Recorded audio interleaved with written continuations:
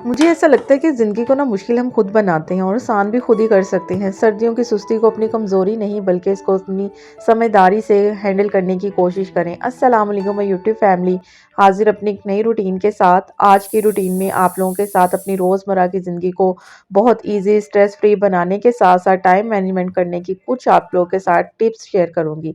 अच्छा, अब आते हैं अपनी रूटीन पे। रूटीन ना आज यहाँ से मैं अब शुरू कर रही हूँ क्योंकि आपको पता है सर्दियों में ना कपड़ों का जो मेस है ना वो ख़त्म ही नहीं होता।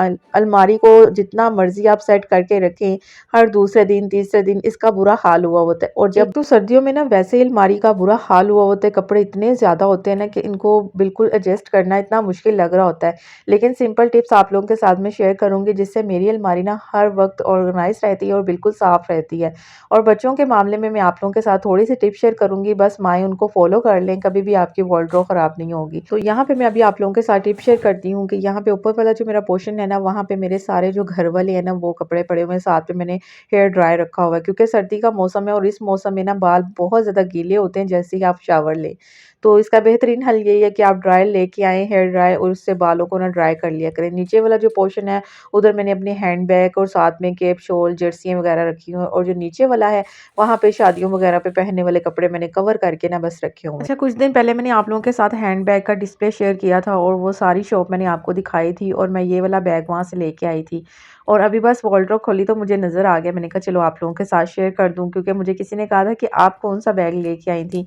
तो मैंने ना ये व्हाइट कलर का लिया था और ये बहुत ही प्यारा है। अच्छा, मुझे ना किसी ने पूछा था कि जो आपने डिस्प्ले शेयर किया है इसका नाम नहीं आपने शेयर किया, इसकी लोकेशन नहीं शेयर की। तो डिस्प्ले का जो नेम है ना, वो फर्स्ट स्टेप के नेम से है और शाहबाग के एरिया में है और ईसीएस और लाइमलाइट के बिल्कुल ऑपोजिट आप देखेंगे ना, तो काफ़ी बड़ा डिस्प्ले होगा हैंडबैग का, तो वहाँ से ना आप खरीद सकती हैं। अच्छा, यहाँ इनके पास ना हर तरह के बैग हैं, जैसे कि मैंने वीडियो में आप लोगों के साथ शेयर भी किया था, हर कीमत में, हर क्वालिटी में, लो बजट, हाई बजट, हर बजट में आपको वहाँ से बैग मिल जाएगा।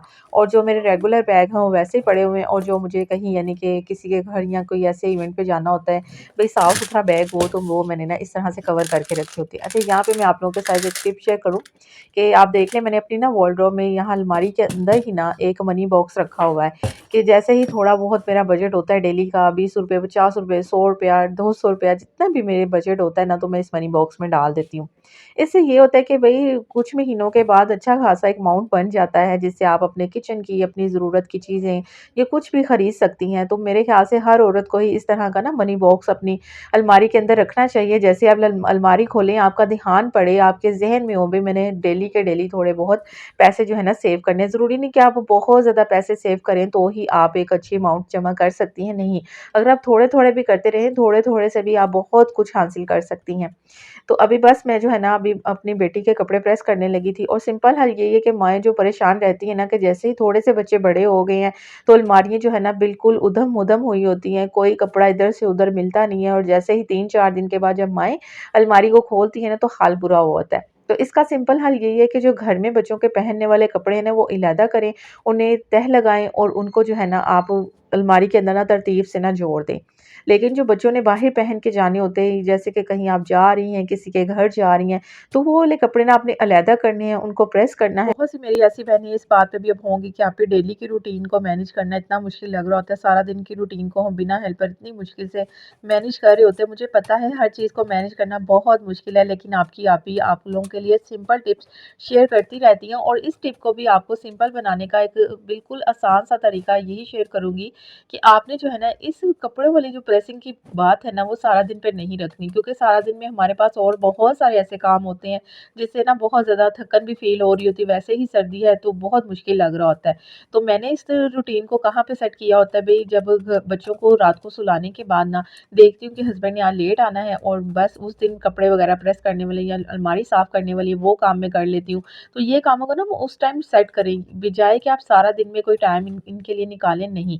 आप कोशिश करें कि रात के टाइम इन कामों को करें, जिससे आप करने के बाद आपको पता है कपड़े जब इंसान प्रेस करता है, अच्छा खासा कमर में पेन शुरू हो जाता है। तो इसके लिए सबसे बेहतरीन हल यही है कि रात के टाइम करें, उसके बाद आपको बिल्कुल रेस्ट करनी होती है, सारी रात होती है रेस्ट के लिए।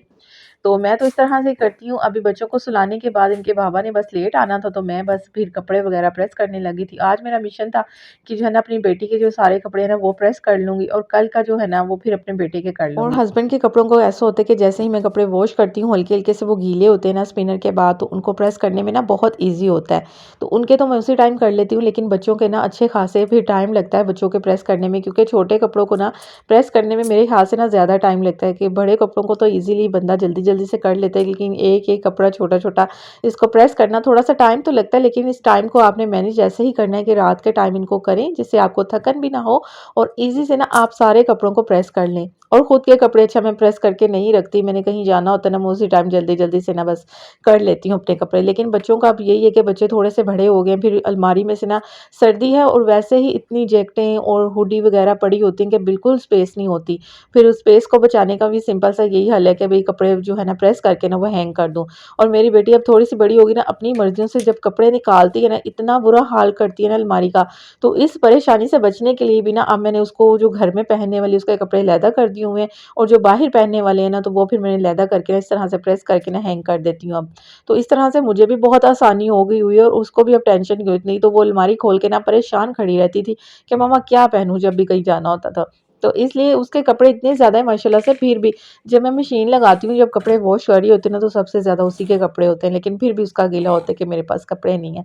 पता नहीं हम ख़वातीन को, लड़कियों को ये ऐसा क्यों होता है कि हमारे पास कपड़े नहीं हैं।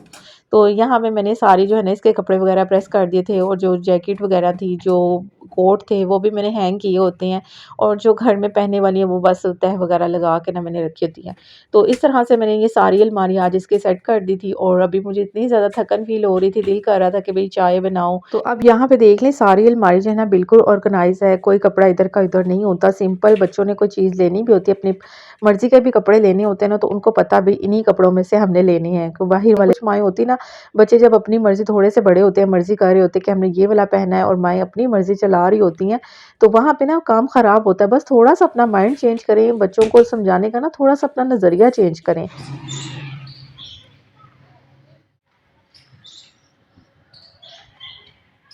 तो अभी जो है ना ये नेक्स्ट डे का है, और इस टाइम जो था ना मैं नाश्ता वगैरह बना रही थी, बच्चों को नाश्ता करवा दिया था और हस्बैंड भी चले गए थे।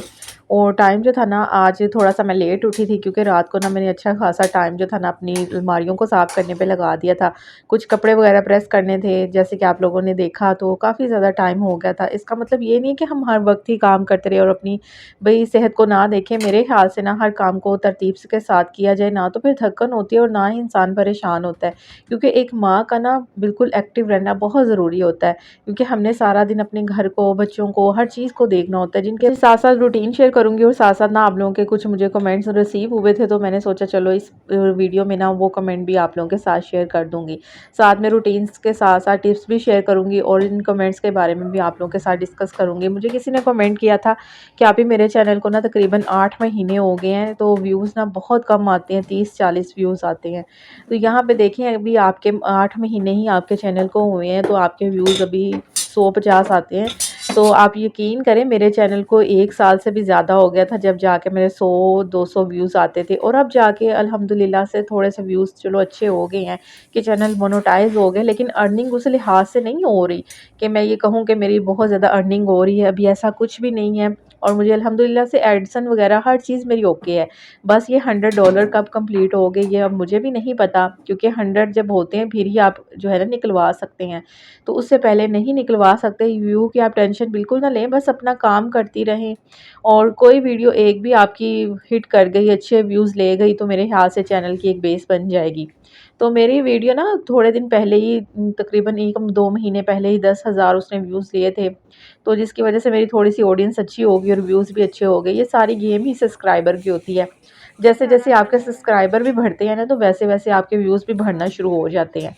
तो जब स्टार्टिंग में हमारे पास इतने ज़्यादा सब्सक्राइबर नहीं होते, जिसकी वज़ह से हमारा जो चैनल है ना वो डाउन ही रहता है, हमें लगता है हमारे व्यूज़ नहीं आ रहे। और जितने सब्सक्राइबर होते हैं उस लिहाज से जितने व्यूज़ आ रहे होते हैं ना, तो मेरे ख़्याल से बहुत वो भी ज़्यादा होते हैं। अब 2 व्यूज़ भी आ रहे हैं तो उनकी भी कदर करें। और जब आपको तब जाके बात याद आएगी जब आपके हज़ारों में व्यूज़ आने लग जाएँगे ना, फिर इंसान को व्यूज़ की टेंशन नहीं होती, फिर होता है कि हमें कितने लोगों ने लाइक किया है। मुझे ऐसा ही होता है जब मैं अपनी वीडियो अपलोड कर देती हूँ ना, तो मैं देखती हूँ कि भई 2000 हज़ार इस पे व्यूज़ आ रहे हैं और लोगों ने लाइक कितना किया, उतने लोग मुझे पसंद कर रहे हैं। क्योंकि वही लोग आपको लाइक करते हैं जो आपकी वीडियो को पसंद करते हैं। तो ज़्यादा मैटर मेरे ख़्याल से ये रखता है कि आपने ऑडियंस के दिल में जगह कैसे बनानी है, ये ज़्यादा मैटर नहीं करता कि आपके व्यूज़ कम आ रहे हैं। आहिस्ता-आहिस्ता वक़्त के साथ-साथ अपनी ऑडियंस के दिल में जगह बनाएँ। वो खुद ब खुद आपको सब्सक्राइब करेंगे, लाइक करेंगे और कमेंट भी आना शुरू हो जाएँगे। और जब अब मुझे कमेंट आते हैं तो आप यकीन करें मुझे बहुत मज़ा आता है पढ़ने का और जो आप हर वक़्त स्ट्रेस में रहती है ना, व्यू नहीं आते, भई बड़ा मसला होता है। मुझे पता है स्टार्टिंग में बहुत चीज़ें फ़ेस करनी पड़ती हैं। तो मेरे साथ भी ऐसे, लेकिन जब आप इंसान को जब कमेंट आना शुरू हो जाते हैं ना, तो फिर आधा स्ट्रेस वैसे ही ख़त्म हो जाता है कि अच्छे-अच्छे लोग हमें कमेंट कर रहे हैं। अल्हम्दुलिल्लाह से मुझे कभी ऐसा नहीं हुआ कि कोई बैड कमेंट आ रही हैं या बुरे कमेंट आ रहे हैं। अल्हम्दुलिल्लाह से मैं आप लोगों के साथ अपनी डेली की रूटीन शेयर करती हूँ। कुछ ऐसी टिप्स होती हैं जो आपके बहुत काम भी आती हैं, तो मेरे ख़्याल से मेरी ऑडियंस मेरे साथ ना बहुत अच्छी-सी जुड़ गई हुई है। अच्छा, यहाँ पे मैं आप लोगों के साथ एक टिप शेयर करूँ, जब भी आपने साग बनाना है तो जो बाथू होता है ना, वो लैदा से आपने कटिंग करना है, क्योंकि इसके अंदर जो रेत होती है ना, वो ज़रों वाली होती है और बहुत क्रंची-क्रंची किस्म की वो रेत होती है, तो वो उसको वॉश करना ना थोड़ा-सा मुश्किल होता है। अच्छा, साग वगैरह मैंने पालक वगैरह सारी काट ली थी, बाथू वगैरह बना लिया था और जब कोई मैं किच इतना कोई लंबा चौड़ा काम हो ना, तो फिर मैं ले जाती हूँ दस्तरख़्वान पे बैठ के ना, ईज़ी से ना फिर वो काम कर लेती हूँ सब्ज़ी वगैरह बनाने वाला।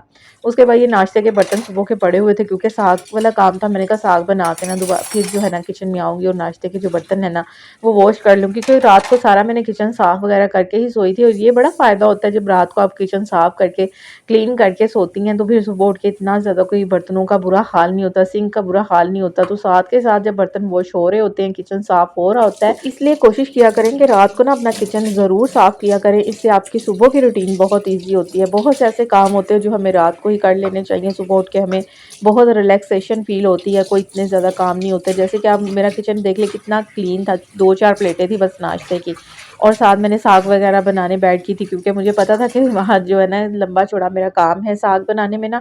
अच्छा, टाइम इतना नहीं लगता, बस इसकी कटिंग और इसको वॉश करने का जो टाइम है ना वो बहुत ज़्यादा लगता है, क्योंकि इसके अंदर मिट्टी अच्छी खासी होती है। और इसको वॉश करने का जो सिंपल सा हल है ना, वो ये है कि अगर आपके किचन में सिंक लगा हुआ है, अब तो हर घरों में ही सिंक लगे होते हैं और सिंक बिल्कुल साफ़, नीट एंड क्लीन होते हैं, और इसको आपने अच्छे से साबुन के साथ ना वॉश कर लेना है सिंक को। उसके बाद जो भी आपने साग है ना इसके अंदर डालना है और सिंक को ना अच्छा खासा इसमें पानी भर लेना है। जितने खुले पानी में साग को वॉश करते हैं ना, उतनी ही ज़्यादा मिट्टी इसमें से अच्छे से निकल जाती है। ये भी मैं पालक वॉश कर रही हूँ, पालक के अंदर इतनी ज़्यादा मिट्टी नहीं थी, लेकिन जो साग के अंदर थी ना वो इतनी अजीब सी मिट्टी थी। अभी मैं आपको दिखाती हूँ, जब मैं उसको काट रही थी ना, तो मेरे सारे हाथ ऐसे काले से हो गए थे मिट्टी के साथ, और कालक-कालक से पता नहीं क्या था उसमें, क्या लगा हुआ था, कौन से पानी में उसको वॉश किया हुआ था, पानी कौन-सा लगाया हुआ था, हमें भी नहीं पता होता। और जब सब्जियाँ आती हैं ना, मैं बहुत ज़्यादा इस मामले में होती हूँ कि इनको अच्छे से वॉश करूँ, क्योंकि पता नहीं कहाँ का पानी लेके इनको वॉश किया हुआ है और कैसे इन पे स्प्रे किए हुए हैं। और मैं तो भई सिरके वाले पानी में भी इनको 2-4 मिनट के लिए ना डिप कर देती होती हूँ। कोई भी सब्ज़ी मैं वॉश करती हूँ ना, तो ये हैबिट ना आप ज़रूर फ़ॉलो किया करें। ये जो टिप है ना, ये बहुत काम की टिप है। तो यहाँ पे ना थोड़ा साग आधा मैंने जो पालक वगैरह वॉश कर ली थी, अभी साग जो है ना मैं वॉश करूँगी। अच्छा, मैं ना कुकर में बनाऊँगी, इतना टाइम मेरे पास नहीं है कि भई इसको मैं सारा-सारा दिन, हमारी माएँ वो मेहनत कर सकती थी, हमारे अंदर वो नहीं है कि हम इतने लंबे-लंबे कोई काम कर सकें। तो कुकर में बनाने का इसका जो सिंपल सा हल है ना, वो यही है कि पानी आपने बिल्कुल नहीं डालना, जैसे ही आपने साग को वॉश करना है कुकर के अंदर डाल देना है और उसके अंदर से खुद ब खुद इतना ज़्यादा पानी कोई निकल आता है। अच्छा, यहाँ पे ना थोड़ी देर के लिए मैं इसको डिप करके रखूँगी। यहाँ पे देखें इतना गंदा इसमें से पानी निकला था ना, मैं खुद हैरान थी कि साग के ऊपर इन्होंने कौन-सा ऐसा चीज़ डाली हुई है, कौन से पानी में इसको वॉश करके इकट्ठा किया हुआ था, मेरी समझ से बाहर था। ख़ैर, सारा जो साग था ना मैंने अभी कुकर के अंदर डाल रही हूँ, साथ में ना चम्मच के साथ में इसको प्रेस कर रही हूँ, क्योंकि पानी इसमें मैंने बिल्कुल नहीं डाला, और जो पानी वॉश करने से साग में रह गया ना, वही पानी अब जैसे ही ये गर्म होगा वैसे-वैसे ही ना साग थोड़ा-सा ना नीचे जाता जाएगा, और एकदम से इसको आपने वेट नहीं लगाना। जब अच्छे से ये साग बिल्कुल बैठ जाएगा और इसका पानी जो है ना ऊपर आ जाएगा ना, तो फिर वेट लगाना है। जब भी कुकर में साग बनाना है तो ये जो है ना टिप को आपने ज़रूर फ़ॉलो करना है। तो यहाँ पे बाथू वगैरह को मैंने अलहदा से वॉश कर लिया था। हरी मिर्चें मैंने 7 डंडी तोड़ के ना इसमें डाल दी थी, और जब ये बाद में हम इसको करेंगे ना चॉप, तो फिर ये सारा बिल्कुल इक्वल सा सब चीज़ें हो जाएंगी। अच्छा, पहले होता था साग इतने तरतीब से जोड़ के बारीक बारीक काटा जाता था। जब हम छोटे थे ना, हम देख रहे होते थे हमारी खाला ऐसे साग को ना बड़े प्यार से मोहब्बत से जोड़ के बारीक बारीक काट के ना उसको फिर सारा दिन वो मिट्टी की हांडी पे ना उन्होंने चूल्हे पे रख देना, और सारा दिन भाई साग ही पक रहा है आज। वो सारा दिन के बाद जो साग पकता था ना, उसका जो टेस्ट होता था ना, वो कमाल का होता था। आजकल जो हम इस तरह से कुकर में बनाते हैं ना, उसका वो टेस्ट नहीं होता। लेकिन मेरे घर पे कोई खाता नहीं है, मैंने अपने लिए बनाना होता है, और अपनी ज़ात के लिए इतनी ज़्यादा कोई मेहनत मेरे ख्याल से कोई बंदी नहीं करती, कोई हाउसवाइफ भी नहीं करती। तो मैंने बस जल्दी-जल्दी से खुद की ज़ात के लिए बना के ना मैं इस तरह से फिर फ्रीज़ कर लेती हूँ, बस सर्दियों में भी ऐसे मेरा चल जाता है। यहाँ पे देखें कि अनार ऐसा होता है ना कि अनार का एक-एक दाना निकालना पड़ता है, बहुत मुश्किल लग रहा होता है। अनार को ना थोड़ा सेंटर से काटें और इसको थोड़ा-सा ना ढीला-सा कर लें कुछ इस तरह से। फिर ऊपर से भारी चम्मच के साथ इसको ना डैब करें, और इतनी आसानी से ना आप अनार के दाने निकाल लेंगे। वो जो मेहनत करनी पड़ती है ना, बहुत टाइम लगा के अनार निकालना पड़ता है, और कुछ ख़वातीन इसलिए भी अनार पसंद नहीं करती कि इनको निकालने में बहुत मुश्किल फ़ील हो रही होती है। लेकिन इस तरह से जब निकालें ना, तो बहुत आसानी से इसके सारे दाने निकल आते हैं, और कोई इतना एक-एक दाना निकालना नहीं पड़ता। इतनी 2 सेकंड में ना आप इतने ज़्यादा कोई अनार निकाल सकते हैं, और अनार का तो आजकल वैसे भी मौसम है, और लाल वाला अनार लेके आएँ। आजकल इतने मीठे हैं ना ये अनार, और बच्चों को स्पेशली दें, ये बच्चों के लिए बहुत फ़ायदेमंद होते हैं, जिनकी एचपी कम होती है तो वो लें, इनका जूस निकाल के लें, साथ में गाजर डाल दें। गाजर और लाल वाले अनार का जो जूस है ना, वो एचपी को बहुत अच्छे से बूस्ट करता है, और जिनकी एचपी बहुत ज़्यादा कम रहती है, खून की कमी रहती है, तो उनके लिए ना मेरे ख्याल से डेली का 1 गिलास जो है ना अनार और गाजर का जूस का ना ज़रूर उनको पीना चाहिए। आजकल वैसे ही बहुत ज़्यादा मीठा है, और अभी बस बच्चों को निकाल के मैं दे रही थी, तो इसके ऊपर मैंने हल्का सा काला नमक डाल दिया था बच्चों को, बस ये भी दूँगी। मैंने कहा चलो उतनी देर में ना आप खाओ, खाने में भी टाइम ही लगेगा। तो यहाँ पे साग वग़ैरह मेरा बन गया था, अब इसको जो है ना घोटने की बारी, और घोटने में मैं इतनी ज़्यादा कोई मेहनत नहीं करूँगी, चॉपर के अंदर डालूँगी सिंपली, बस 2-3 सेकंड के लिए बस इसको चलाऊँगी, और इसको ना बस बहुत ज़्यादा भी नहीं इसको चला लेना, फिर इसका जायका जो है ना वो अजीब-सा हो जाता है। और मुझे जो है ना बहुत ज़्यादा पिसा हुआ साग बिल्कुल पसंद नहीं है, मैं कहती हूँ कि थोड़ा-सा ना इस तरह से हो, तो मज़ा आता है उसको जब तड़का लगा के रोटी के साथ खाने का ना, बहुत मज़ा आता है। कुछ लोग इसको चावलों के साथ पसंद करते हैं। और अच्छा, सरसों का जो साग का टेस्ट है ना वो अलग ही होता है, लेकिन गोभी का साग जो इतना गंदा होता है ना, तो मैं कहती हूँ कि वो कहीं फ्री में भी आपको पका हुआ दे ना, तो बंदा ना ले, इतना वो अजीब-सा होता है। अच्छा, साग को जब साथ-साथ घोट रहे होते हैं ना, तो इसमें आटे का भी प्रोसेस आता है। कुछ लोग इसमें गंदम का डालते हैं, कुछ मकई का डालते हैं। मेरे पास अभी मकई का आटा पड़ा हुआ था, तो मैं यही डालूँगी। अच्छा, 2 किलो साग था, इसमें 1 मुट्ठी में ना मकई के आटे की डालूँगी। अच्छा, आटा जो है ना आपने वैसे ही इसमें नहीं डालना, नहीं तो गुठलियाँ बन जाएँगी। साग का थोड़ा-सा पानी जो बचा था, इसमें मैंने चॉप करने से पहले बचा लिया था, तो इसमें मैं ना गंदम के आटे को, सॉरी, मकई के आटे को ना मिक्स करूँगी, कि लिक्विड सा बना के ना फिर मैं साग के अंदर ऐड करूँगी, इससे ना गुठलियाँ नहीं बनेंगी। ये टिप आप ज़रूर फ़ॉलो करके देखिएगा, कभी भी साग में ना आटे की गुठलियाँ नहीं बनेंगी। और ऊपर से हरी मिर्चें पिसी हुई डाल देंगे, और इसको मज़ीद 15-20 मिनट पका लेंगे, और मज़ेदार सा ना साग हमारा रेडी हो जाएगा। बस इसको फ्रीज़ करें जैसे मर्ज़ी, बाद में तड़का लगा के इसको खाते रहें। तो इसी के साथ आज की वीडियो आपको पसंद आई होगी। अभी के लिए अल्लाह हाफ़िज़, मिलेंगे नेक्स्ट वीडियो में।